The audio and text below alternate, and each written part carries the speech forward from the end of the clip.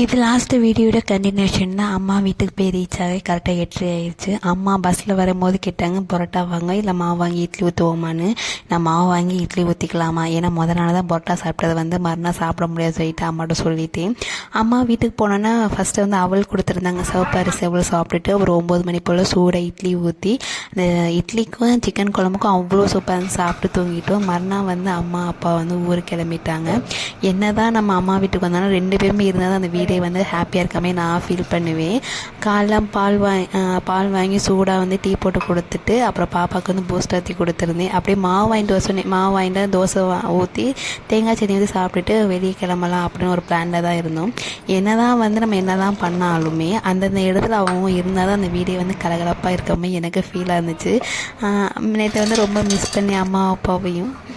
தேங்காய் சட்னி வச்சு சாப்பிட்டுட்டு அப்படியே பட்டு சைடு எடுக்க போகலாம் சொல்லி கிளம்பியாச்சு. நீ நெக்ஸ்ட் ஒரு வீடியோ பார்க்கலாம். பை.